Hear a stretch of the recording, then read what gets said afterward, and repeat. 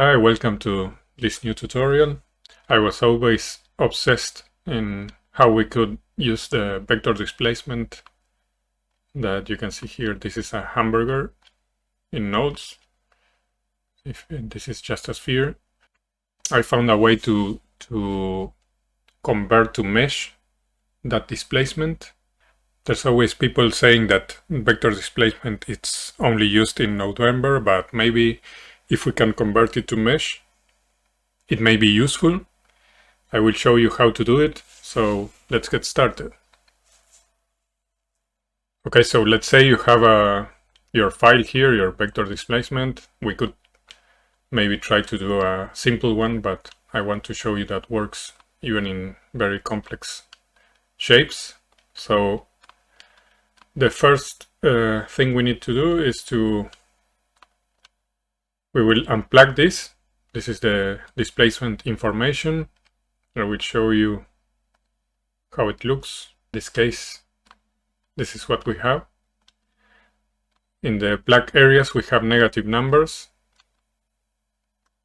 So it's important that we can bake the information with those negative values, or this won't work. To start, we will add an image texture. This is where we are going to bake the information.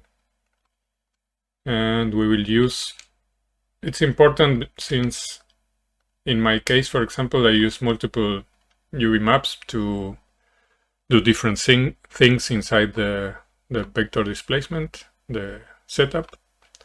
So it's important to have an UV map that you will use after with the resulting bake. In my case, I have this is a regular UV for the sphere. I will add also an emission shader to make the baking, and I will plug the displacement information on the emission and this on the surface. So this is what you are going to bake. We need to create a new image here. We will call this burger. You can adjust the resolution here. I will use 2K. I won't use the alpha. And it's important, since we need the negative values information, it's important to click this here. Click OK. We will go to the render settings, then to the bake settings. And here we will change, usually this is in combined, but we will use the emit because we are using an emission shader there. We will go to the output properties now, and we will go to the output. We will change this to PNG doesn't support negative values, so we will change this to OpenEXR. We change this to RGB, we don't need the alpha. We will activate this also. Now we go back, selecting the object, run the image texture node. We can hit bake now. Once your bake is done, you can go to an image editor here, find your result there, the name of the image. You go to image, save as, and this is very important. You have to again select here if it's not already selected, OpenEXR, and you have to click also this button here, save, and now you have the map that you need. Now you can go to your object, go to modifier. Now this was using adaptive subdivision because this is how we do it with vector displacement. But when you apply this subdivision, it won't use the adaptive subdivisions. This is not a fixed number. This changes depending on the distance you are from the object. So it will use this value here. So this will be your mesh density. You can even see that if we add another subdivision that uses that mesh, it will disappear, the adaptive subdivision, it will disappear. So it's using this now. This is how our mesh looks like now. So we add a displace modifier.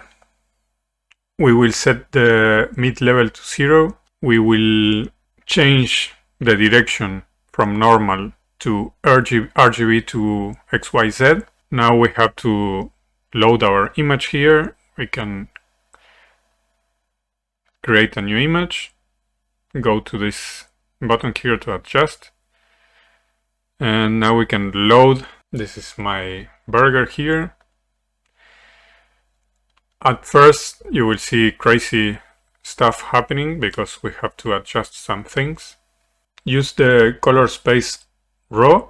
We don't need this. Here you can, depending on what you're doing, you can set this to clip, so it doesn't repeat the image with the mapping, depending on what you are doing with this. Now we need to change the coordinates. It's using local coordinates, and we will set it to use the UV coordinates that's the way we have our information.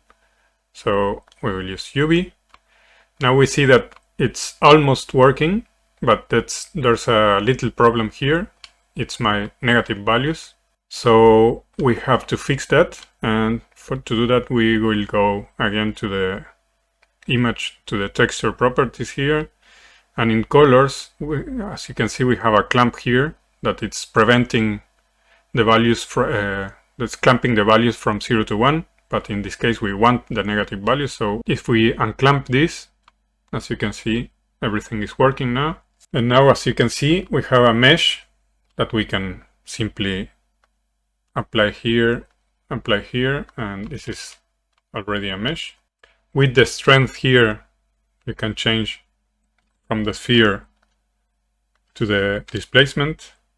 And there's a few limitations because of the geometry. I did some things, for example, the detail on the seeds here, on the, I don't know the name of those.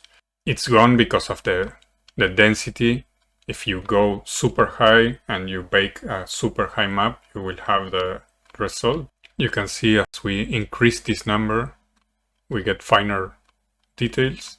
So now something that was super heavy to actually view in the viewport becomes something that we can work with. You can even maybe create objects to add to your mesh. For example, I'm using the object coordinates of an empty, and I'm mapping a baked vector displacement there. So if we move the empty, the mesh will move. And as you can see, we can also apply this, and the mesh will remain with our mesh, will be baked. Let's say I move this here. I can even scale the object, and then we can scale the strength here and apply this, and now we have this object. And I don't know, I think that may bring some utility to vector displacement. I hope you have liked this tutorial. Thanks for watching, and see you in the next video.